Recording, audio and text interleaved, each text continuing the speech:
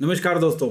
आज इस वीडियो के अंदर हम जानने की कोशिश करेंगे कि इंडिया के अंदर कितने तरीके के टैक्स लगते हैं अगर आप स्टॉक मार्केट में इन्वेस्ट करते हैं। तो अगर आप म्यूचुअल फंड में करते हैं, आप डेट प्रोडक्ट्स में करते हैं, आप ETF में करते हैं, या डिलीवरी बेसिस पे करते हैं, इंट्राडे बेसिस पे करते हैं, फ्यूचर ऑप्शन में करते हैं, या किसी भी तरीके से आप अगर इन्वेस्ट करते हैं तो आपके ऊपर किस तरीके के टैक्स लगते हैं, कितने तरीके के टैक्स लगते हैं, ये हम इस पर्टिकुलर वीडियो में जानने वाले हैं। हालांकि ये NISM सीरीज 5 के चैप्टर 8 के बारे में भी है, लेकिन at the same time it is very much relevant to the common जनता। हर किसी को ये जानने का अधिकार है, हक है, और उसके हिसाब से उसको इन्वेस्टमेंट करना चाहिए, अपने रिस्क एपेटाइट के हिसाब से अपना इन्वेस्टमेंट करना चाहिए, और ये जानना चाहिए कि हमारे टैक्सेस किस तरीके से लगते हैं। तो इस पर्टिकुलर वीडियो में हम जो बात करने वाले हैं, 4 टॉपिक मैंने उठाए हैं, और चारों टॉपिक में लास्ट में मैंने एग्जांपल्स लिए हैं। तो सबसे पहले कितने तरीके के टैक्स होते हैं, इसमें 2 ही तरीके के मैं टैक्स डिस्कस करूंगा, ठीक है। दूसरा, म्यूचुअल फंड कितने तरीके के होते हैं और उसमें कौन से टैक्स लगते हैं। तीसरा, शॉर्ट टर्म कैपिटल गेन और लॉन्ग टर्म कैपिटल गेन में क्या फ़र्क होता है और किस तरीके से लगता है। और फाइनली हम 3-4 तरीके, अलग अलग तरीके के एग्जाम्पल समझ लेंगे। यहीं पे हम एग्जाम्पल लेंगे और उसके हिसाब से समझने की कोशिश करेंगे क्या क्या टैक्सेस लगते हैं, और वो सारे के सारे चीज़ें मैं समझाने की कोशिश करूँगा कि आपको ईजी टू अंडरस्टैंड लैंग्वेज में सारी चीज़ें समझ में आ जाए। तो सबसे पहले देखते हैं टाइप्स ऑफ टैक्सेस कितने तरीके के होते हैं। टाइप्स ऑफ टैक्सेस में 2 तरीके के टैक्सेस को हम डिस्कस करने वाले हैं। सबसे पहला है STT और दूसरा है कैपिटल गेन। तो STT का मतलब है सिक्योरिटी ट्रांजैक्शन टैक्स। मतलब कि आप कुछ भी खरीदते हैं या कुछ भी बेचते हैं तो उसके ऊपर एक टैक्स लगेगा ही लगेगा, और दैट इज़ नॉन रिक्लेमेबल। मीन्स आप उसको क्लेम नहीं कर पा सकते। आप ITR फॉर्म भरेंगे तो उसको क्लेम नहीं कर पाएंगे। ये इस तरीके का टैक्स है। मीन्स आपने कुछ भी खरीदा तो टैक्स लगा, कुछ भी बेचा टैक्स लगा, प्रॉफिट हुआ तो भी टैक्स लगा, लॉस हुआ तो भी टैक्स लगा। तो इसमें इंट्राडे में अलग चार्जेस लगते हैं, डिलीवरी में अलग चार्जेस लगते हैं, इसमें फ्यूचर में अलग चार्जेस लगते हैं, ETF में अलग चार्जेस लगते हैं, ऑप्शंस में अलग चार्जेस लगते हैं। एक बार समझ लेते हैं कितने कितने चार्जेस लगते हैं। इंट्राडे के अंदर चार्जेस लगते हैं 0.025%, डिलीवरी के अंदर लगते हैं 0.1%, ETF के अंदर लगते हैं 0.001%। ETF के साथ म्यूचुअल फंड भी साथ में लिख दो। फ्यूचर के अंदर लगते हैं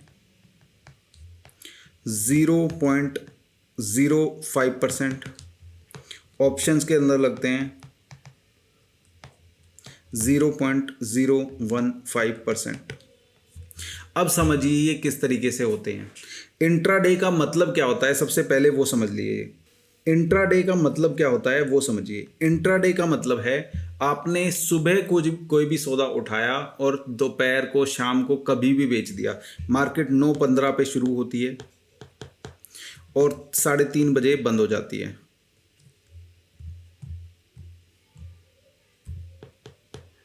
तो इस दौरान आपने कुछ भी खरीदा और बेच दिया। मीन्स आप खरीद के बेच सकते हैं या बेच के खरीद सकते हैं। इसको लॉन्ग शॉर्ट कहते हैं। लॉन्ग मतलब आपको लगता है मार्केट ऊपर जाएगी, तो इसका मतलब आपने खरीद के बेच दिया। बाई पहले किया और फिर सेल कर दिया। दूसरा होता है शॉर्ट। इसमें लगता है मार्केट नीचे जाएगी तो आपने सेल पहले कर दिया और बाई बाद में कर दिया। बेच दिया पहले और बाद में खरीद लिया, इसको शॉर्ट सेलिंग कहते हैं। तो लॉन्ग और शॉर्ट 2 तरीके से सेल कर सकते हैं। इसको इंट्राडे कहते हैं। मींस आज खरीदा और आज ही बेच दिया, आज बेचा और आज ही खरीद लिया। तो दोनों केसेस में आप पैसे कमा सकते हैं। इसको इंट्राडे कह देते हैं। इंट्राडे में जो चार्जेस होते हैं 0.025%। मींस एक बार खरीदा और एक बार बेचा तो 0.5% का चार्जेस लग जाएंगे। 0.025 खरीदते टाइम और 0.025 बेचते टाइम, राइट। तो 0.5% आपके ओवरऑल कॉस्ट का लग जाएगा। दूसरा होता है डिलीवरी। डिलीवरी का मतलब है आज खरीदा और उसके बाद हो सकता है कल बेचा हो या फिर ज़िंदगी भर आपने रख लिया।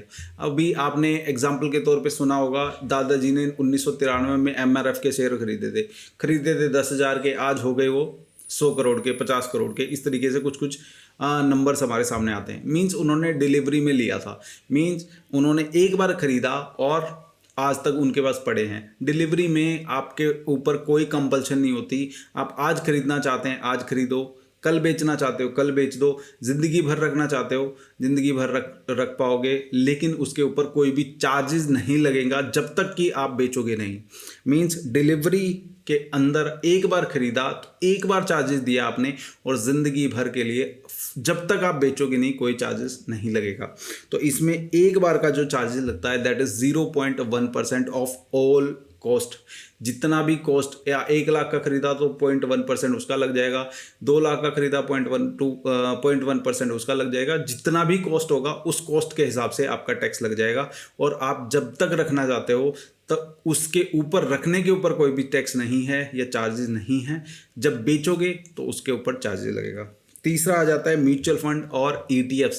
मींस ये आम पब्लिक के लिए, आम जनता के लिए बनाया गया चीज़ है कि ETF के अंदर आप इन्वेस्ट कर सकते हो, म्यूचुअल फंड के आप अंदर इन्वेस्ट कर सकते हो। दोनों केसेस में आपके ऊपर जो चार्जेस लगते हैं या टैक्स लगता है दैट इज़ 0.001%, ऑलमोस्ट नेग्लिजिबल है। 100 रुपये पे 1 पैसा के बराबर ये टैक्स लगता है, तो ऑलमोस्ट नेग्लिजिबल टैक्स है, ये कुछ नहीं है। या फिर आप ये कह सकते हैं डिलीवरी से अच्छी चीज़ है कि आप ETF में इन्वेस्ट कर दो। हो सकता है आप एक स्टॉक में गलत हो जाओ, लेकिन ETF में या म्यूचुअल फंड में जनरली आप गलत नहीं हो सकते।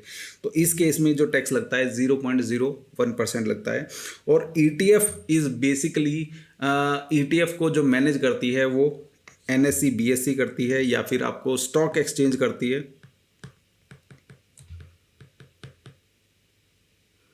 हमारे देश में 2 स्टॉक एक्सचेंज है, बॉम्बे स्टॉक एक्सचेंज और नेशनल स्टॉक एक्सचेंज। और म्यूचुअल फंड को जो मैनेज करती हैं वो AMCs करती हैं। AMC हमारे देश में 55 हैं और 2 हमारे देश में एक्सचेंजेस हैं। AMC के केस में आप ले सकते हो, ग्रो ले सकते हो, एंजल वन ले सकते हो, मोतीलाल ओसवाल ले सकते हो, कोटक सिक्योरिटीज़ ले सकते हो, HDFC सिक्योरिटी ले सकते हो, निपॉन ले सकते हो, और भी बहुत सारी चीज़ें हैं। 55 के करीब की AMCs हैं हमारे देश में हाल फिलहाल जो लिस्टेड हैं, और new are in the making, right. फिर आ जाते हैं फ्यूचर्स। फ्यूचर्स एक बेसिकली एक कॉन्ट्रैक्ट है जो आप डेरिवेटिव प्रोडक्ट है। मींस निफ्टी एक इंडेक्स है, उसके ऊपर सस्ता प्रोडक्ट बना दिया, उसको हम फ्यूचर्स कह देते हैं। फ्यूचर के ऊपर ये जनरली मंथली कॉन्ट्रैक्ट होते हैं, मंथली और वीकली कॉन्ट्रैक्ट्स होते हैं। अभी के लिए सिर्फ इतना ही समझो। और जो चार्जेस लगते हैं वो 0.05% लगते हैं। अभी ये 0.2% लगते होते थे, इस पे 150% का अभी इंक्रीज आया है, ठीक है। और फिर ऑप्शंस आ जाते हैं। ऑप्शंस बेसिकली इसका फ्यूचर का भी एक और नीचे वाला स्टेप है, जिसमें आप बहुत ही कम लिमिटेड से पैसों में ऑप्शंस खरीद सकते हो। तो ये हो गया आपका पहला टॉपिक कि टाइप्स और टैक्सेस कितने तरीके के होते हैं, सिक्योरिटी ट्रांजैक्शन टैक्स अलग अलग प्रोडक्ट पे किस तरीके से लगता है। दूसरा है आपका कैपिटल गेन। कैपिटल गेन होता है शॉर्ट टर्म और लॉन्ग टर्म। इसके बारे में हम पढ़ेंगे बहुत विस्तार से, राइट। तो अब आ जाते हैं म्यूचुअल फंड कितने तरीके के होते हैं। सेकंड टॉपिक पे चलते हैं। Second topic is types of mutual funds. Mutual fund generally 3 तरीके के होते हैं। पहला होता है डेट म्यूचुअल फंड, दूसरा होता है इक्विटी, और तीसरा होता है हाइब्रिड। इसको समझो एक बार अच्छे से। डेट म्यूचुअल फंड क्या होता है? Debt mutual fund is a product जिसके अंदर 65% या फिर उससे ज़्यादा आपका पैसा डेट इंस्ट्रूमेंट में लगाओ। डेट इंस्ट्रूमेंट क्या हो सकते हैं? GSEC सिक्योरिटीज हो सकती हैं। GSEC मतलब गवर्नमेंट सिक्योरिटीज, बॉन्ड्स बोल देते हैं इसको आसान भाषा में। बॉन्ड्स RBI इशू करते हैं और बॉन्ड्स में आप इन्वेस्ट करते हैं तो 7-8% फिक्स रिटर्न मिलता है साल दर साल। तो जीसेक सिक्योरिटीज। ऐसे ही कॉरपोरेट बॉन्ड्स भी इशू होते हैं, मींस कंपनियां भी इशू करती हैं।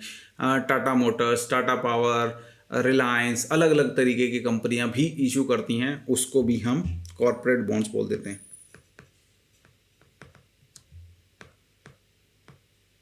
मीन्स अगर आपने 100 रुपये इन्वेस्ट किए और उसमें से 65 रुपये या उससे ज़्यादा आपने डेट प्रोडक्ट्स में इन्वेस्ट कर दिए, तो उसको, उस कैटेगरी को कंसिडर हम करेंगे that it is a debt mutual fund product, right. तो ये डेट में पैसे आपने लगाए हैं, और डेट का जो टैक्स कैलकुलेशन होता है वो अलग तरीके से होता है, और इक्विटी का जो टैक्स कैलकुलेशन होता है वो अलग तरीके से होता है। इक्विटी में पैसा 65% किस में लगता है? इक्विटी में लगता है। इक्विटी मतलब shares Reliance, Tata power, Infosys, Wipro, TCS या कैपजेमिनी, और भी बहुत सारी कंपनियां हैं, जोमेटो है, स्विगी है, और भी बहुत सारी कंपनियां हैं जिनके अंदर आप इन्वेस्ट करते हैं, और वो इन्वेस्टमेंट जनरली म्यूचुअल फंड के थ्रू होता है। और 65% या उससे ज़्यादा अगर आपने इक्विटी के अंदर इन्वेस्ट किया हुआ है, तो वो प्रोडक्ट इक्विटी म्यूचुअल फंड के अंदर कंसिडर होगा, और उसमें जो टैक्स लगेगा वो शॉर्ट टर्म कैपिटल गेन और लॉन्ग टर्म कैपिटल गेन के हिसाब से लगेगा। यहाँ पर जो टैक्स लगेगा वो लगेगा स्लैब रेट्स के हिसाब से, स्लैब रेट के हिसाब से। यहाँ पर जो टैक्स लगेगा वो LTCG और STCG। अभी के लिए आप ये समझिए LTCG और STCG के अकॉर्डिंग ही टैक्स लगेगा इसके अंदर, ठीक है। फिर आता है हाइब्रिड प्रोडक्ट। हाइब्रिड प्रोडक्ट में वो प्रोडक्ट्स होते हैं जिसमें 60% इक्विटी और 40% डेट, या फिर 40% इक्विटी और 60% डेट, ये चीज़ होती है। अब कमाल की बात है, चूंकि 65% इसमें कभी भी नहीं पहुंचता है, तो इसको हम जनरली इक्विटी म्यूचुअल फंड के अंडर ही कैप्चर कर लेते हैं। मींस हाइब्रिड प्रोडक्ट्स का टैक्स कैलकुलेशन STCG और LTCG के अंदर होता है। अब आ जाते हैं LTCG और STCG क्या भला है, इसको समझो बहुत ध्यान से। LTCG और STCG short term capital gain और long term capital gain. Long term capital gain वो प्रोडक्ट है जो 12 महीने या उससे ज़्यादा आपने रख लिया। मींस आपने शेयर खरीदा, रिलायंस का खरीदा, आपने म्यूचुअल फंड खरीदा, या फिर आपने ETF खरीदा, या फिर आपने गोल्ड और सिल्वर या कुछ भी खरीदा, आपने सेबी के रजिस्टर्ड प्रोडक्ट्स कुछ भी खरीदे, वो आपने खरीदे और 12 महीने से ज़्यादा रख लिए, 12 महीने से एक दिन ज़्यादा भी लगते हो, तो उसके ऊपर LTCG लगेगा, long term capital gain tax. Means आपने रिलायंस का शेयर 1000 रुपये में खरीदा, वो 1500 रुपये का हो गया, और आपने 1 साल बाद बेचा, तो एक शेयर खरीदा होगा तो 500 रुपये आपका LTCG बनेगा।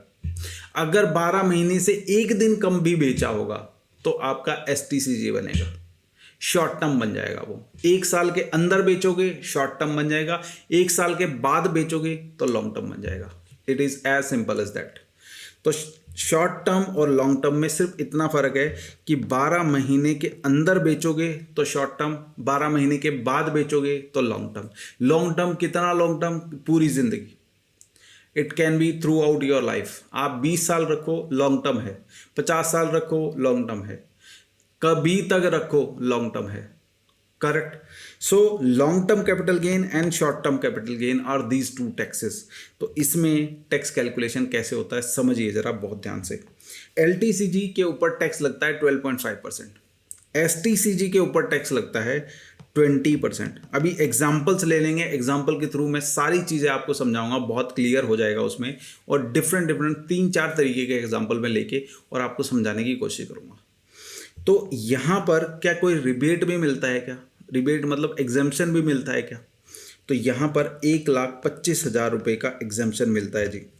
मीन्स अगर आपका प्रॉफिट 1,25,000 है साल का या उसके अंदर है, तो आपको ज़ीरो टैक्स देना पड़ेगा उस पर।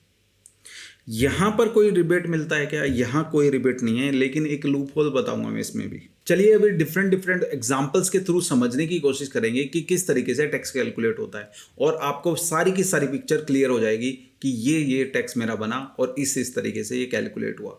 तो समझिए, मान लीजिए आपकी इनकम 4 लाख है, यहाँ पर मैं 4 लाख रुपए की इनकम को बेस लाइन बना के चलूंगा और उसके हिसाब से टैक्स कैलकुलेट करके बताऊंगा सारा का सारा। तो आपने 10 लाख रुपए लगाए और 14 लाख रुपए बन गए, ये किया आपने इंट्राडे में।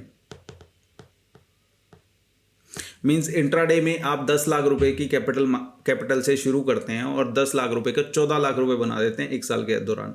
ये हमेशा होगा क्या, 1 अप्रैल से और 31 मार्च के बीच में होना चाहिए।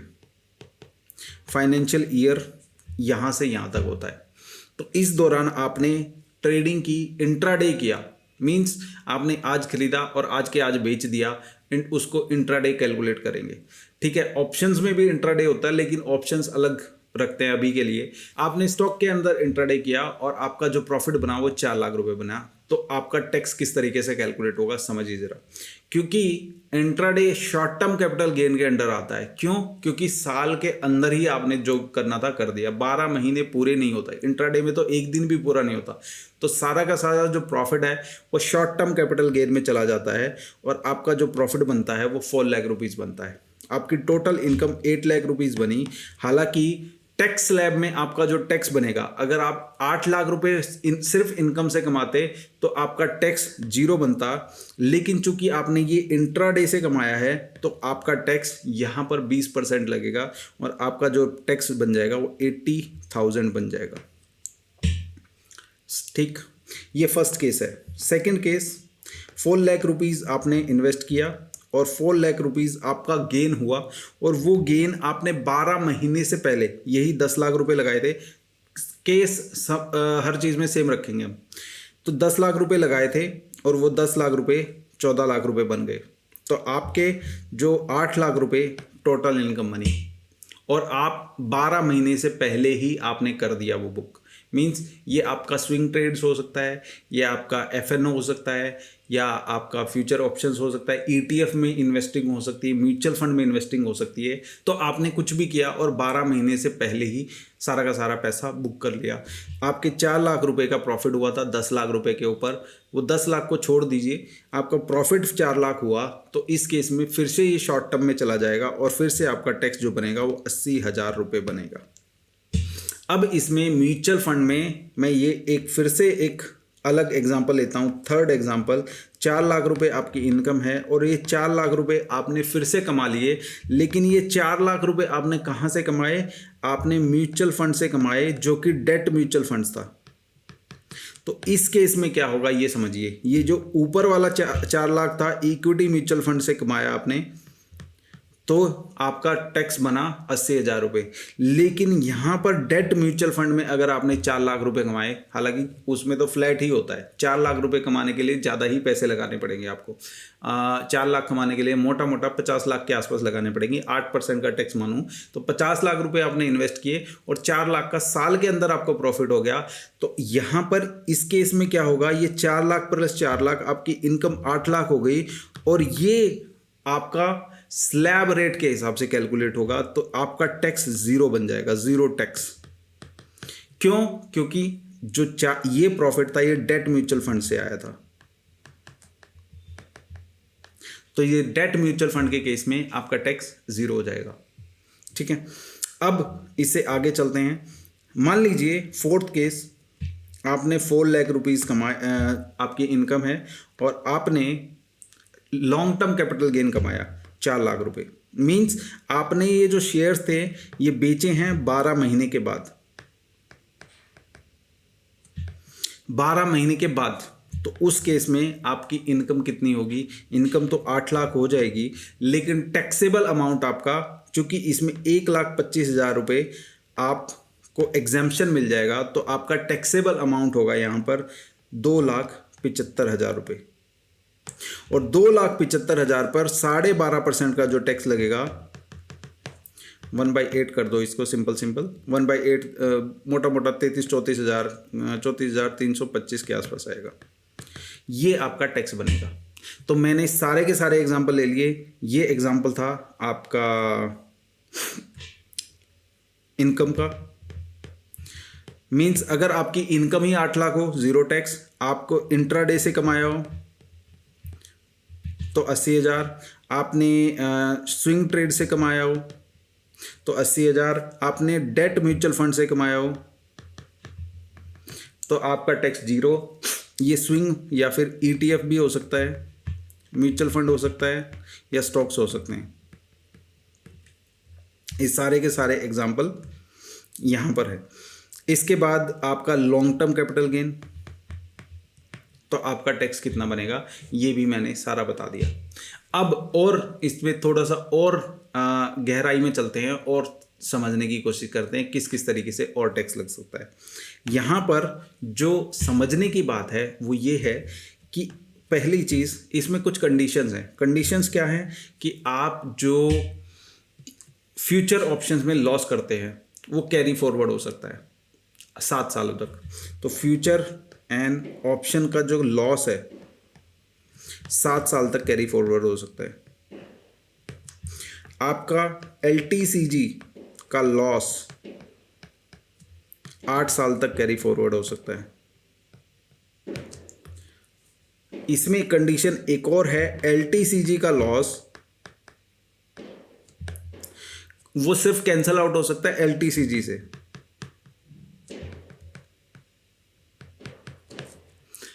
ऐसा नहीं हो सकता LTCG का लॉस आप शॉर्ट टर्म कैपिटल गेन से कैंसल आउट नहीं कर सकते LTCG को। ये कंडीशन इसके अंदर ध्यान से देखिएगा। ये कंडीशन को और अच्छे से एक्सप्लेन करता हूं ताकि आप लोगों को समझ में आ जाए, अदरवाइज आप इसको समझ नहीं पाओगे मैं क्या कहना चाह रहा हूं। देखिए यहां पर basically short term capital gain ना लिख के शॉर्ट टर्म कैपिटल लॉस और लॉन्ग टर्म कैपिटल लॉस ही लिखना चाहिए, L लिखना चाहिए लास्ट में, राइट।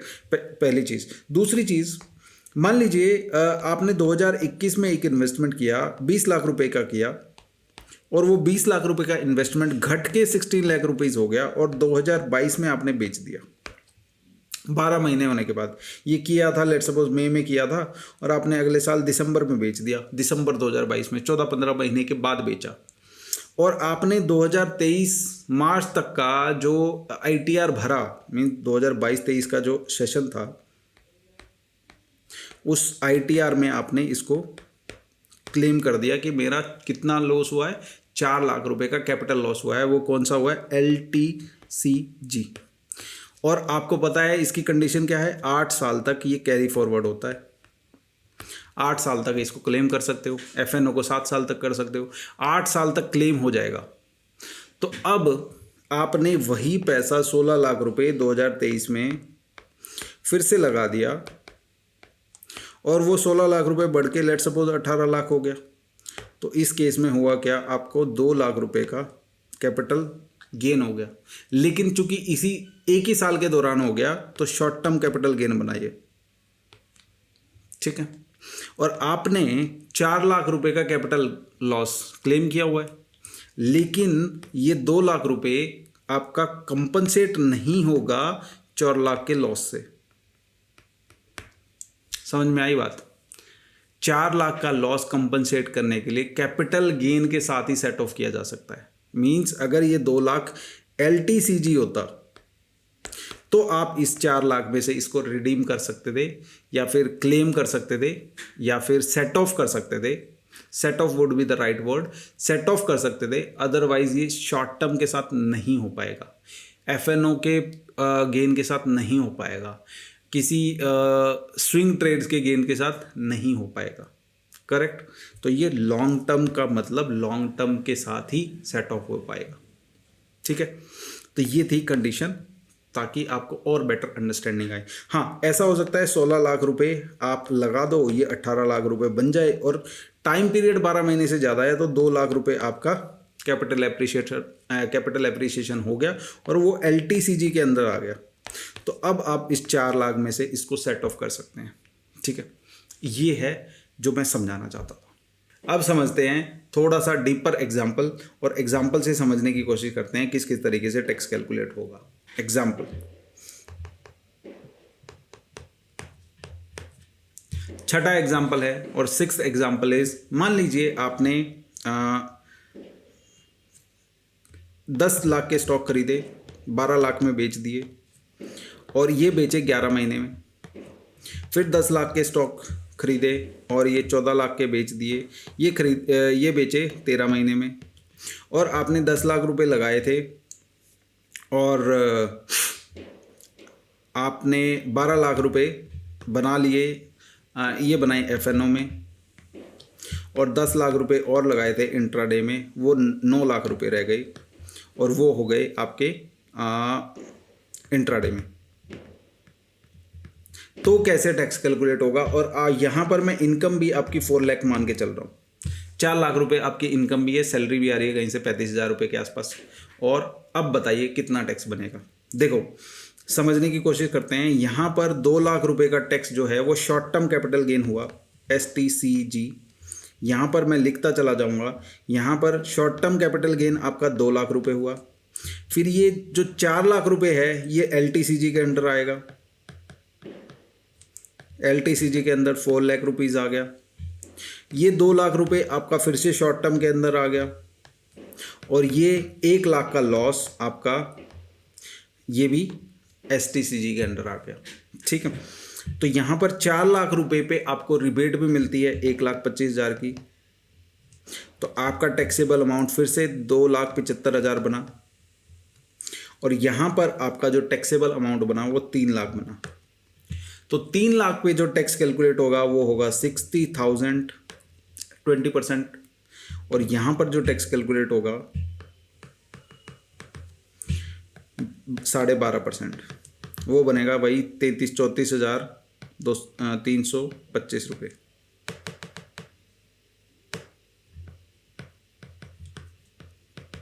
तो आपका जो टोटल टैक्स बनेगा वो आप ऐड कर सकते हैं और अपने उसमें जोड़ सकते हैं। मीन्स आपका टोटल टैक्स बनेगा 94,325 रुपीज़। करेक्ट? तो ये सारी कंडीशंस मैंने आपको समझाने की कोशिश की और किस किस तरीके से टैक्स कैलकुलेट होगा ये सब कुछ बताने की कोशिश की। इसके बाद भी कुछ एग्जांपल अगर आपके दिमाग में आता है कि ये एग्जांपल और बताना चाहिए तो वो भी हम बता देंगे। यहाँ पर एक चीज़ और ऐड कर सकते हो। अगर मान लो 10 लाख रुपए और डाले और वो 12 लाख रुपए बन गए और वो डेट में बने, तो ये आपका सीधा सीधा इनकम में जुड़ जाएगा। ठीक है, तो वो इनकम आपकी 4 लाख नहीं 6 लाख हो जाएगी। और 6 लाख पे भी जनरली टैक्स नहीं होता।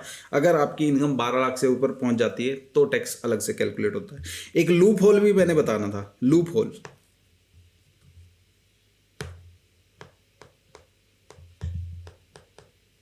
मान लीजिए आपके पास 10 लाख रुपए हैं, आप 10 लाख रुपए 14 लाख रुपए बन गए, तो आपका प्रॉफिट 4 लाख रुपीज़ हुआ और 4 लाख पे शॉर्ट टर्म कैपिटल गेन आपकी इनकम मान लो 4 लाख रुपए, 5 लाख रुपए, 6 लाख रुपए, कुछ कितनी भी है, 6 लाख रुपीज़ है।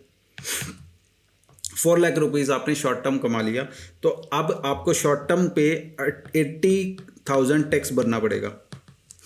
इसका लूप होल क्या है कि आप इस टैक्स को जीरो कर सकते हैं। जीरो कैसे कर सकते हैं? ये पैसा आप अपने फादर के, मदर के, ब्रदर के, सिस्टर के या कोई रिलेटिव के अकाउंट में लगा सकते हैं। उसकी इनकम जीरो होनी चाहिए।